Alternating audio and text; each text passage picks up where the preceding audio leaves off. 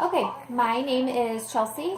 I chose the case study where we were discharging a patient with COPD who had a sudden onset of shortness of breath.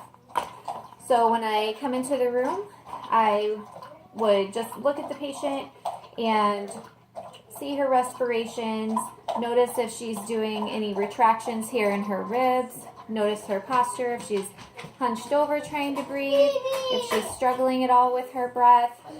I would assess how deep the patient is actually breathing in, any pain, respiration rates. I would get a set of vitals. You can tell me. Okay, this is Fiona. I would get a set of vitals, especially her O2 status. And then I'm also concerned about heart failure. So I would look at her neck veins and check for any distension.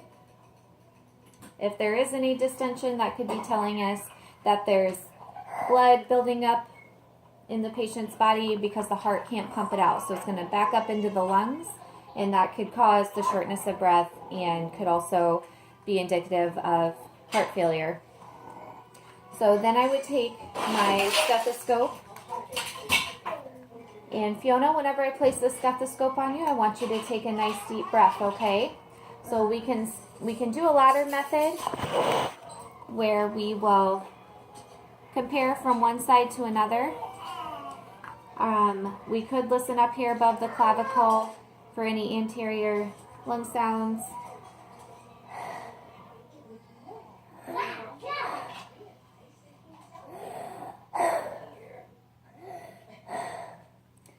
And then we'll listen under the breast tissue here. And then finally, if I could listen under your arm here, right at the base of the anterior lungs. Okay. And normally I would just listen to the back, but I'm going to turn her around so we can see. So again, we'll do the same ladder method up here. We'll listen to the posterior breast sounds.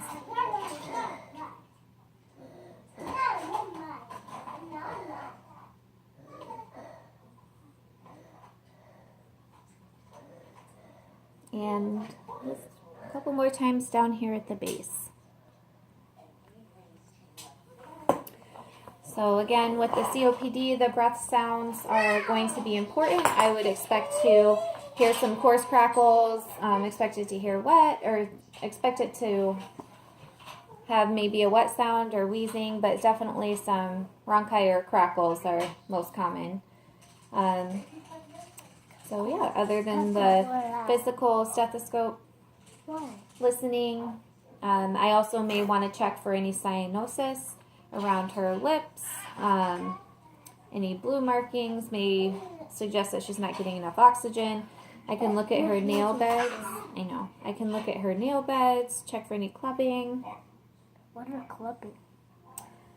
And that would be about it for the physical assessment.